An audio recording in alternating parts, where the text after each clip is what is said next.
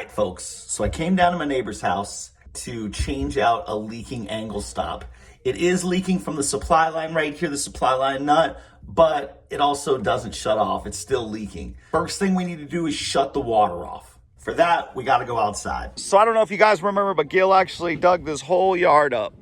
And we're going to just go up back to the meter. Righty-tighty, lefty-loosey. 2 holes lock up, right? And that's going to mean it's off, and that's actually where the city can put their lock on you. So, trying out a new tool bag here. Got the Kneeler. Today we're going to be trying out this new Pasco angle stop wrench. It's actually been sitting underneath my seat in my car for a couple months. I know that Replum, if any of you guys watch his channel, he uses one of these a lot, and it's really awesome. My neighbor had bought one of these Brasscraft quarter turn 1/2 inch compression by 3/8 OD compression angle stops, and that's what we'll be putting in. Before we take it off, I just want to see how many turns. Oh yeah, this actually was pretty loose. We're gonna go ahead and we're gonna take that off just because the angle stop is not working. I think we might just try to use this again. I think that it wasn't tightened enough. I think we can clean that up a little bit. The gasket looks good. We're gonna open the hot side and get this line drained out a little bit. Open that hose bib outside. This should just drain. All right, that's definitely a little bit lower than this right here. Should just drain. It's got that new metal smell. 3/8 and 1/2 inch. Screw right on here, like so. This is gonna allow you to get a good hold. This bad boy opens all the way up and clamps down. This is cool. It's a 5/16 nut. I like that. There we go, get this in there. I like how that grips up like that.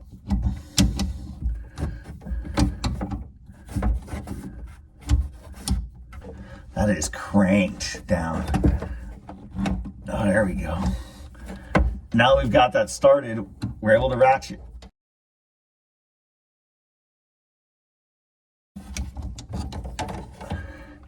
Interesting setup. Definitely a little harder than I expected at first, but gonna be a very cool tool. We'll see what it's like on the assembly.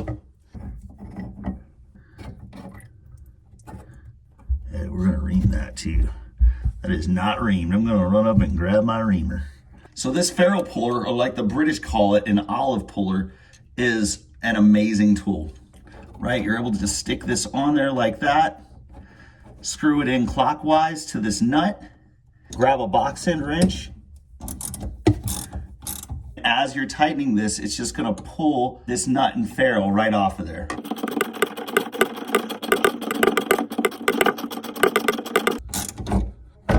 Get a little bit more of this pipe clean back here. Want that escutcheon to go on just a little bit further back. Grab a little emery cloth, get all that cleaned up. Grabbed a couple of escutcheons out of my garage. Get that. That needs to be smooth bore. Got our new angle stop. So this is the ferrule, and I like to go with a little bit of Mega Lock right around that ferrule. I usually put it on my ring finger because that's what fits. Pipe dope, thread sealant, and I know we're not putting it on threads, but this is actually the part of the compression fitting that makes the seal. I'll just put that on loose. Then I can get right over here and I can just put that on as far back as it goes. There's not a lot of gap right there, but it's also not stopping this valve from going the whole way on.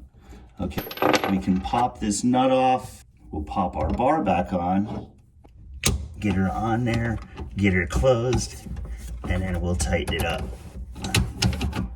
It's always a two-handed operation no matter what, right? Yeah, awesome.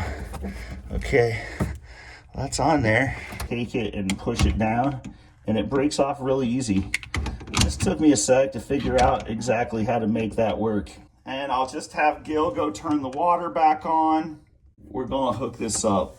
This gasket looks to be like it's in good shape, like really all the way around, except there's a little bit of what appears to be maybe some paint on it. Let's just try to get that off of there.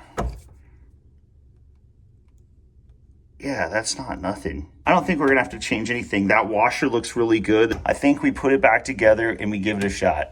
So now I feel like this is actually tightened up nice and snug.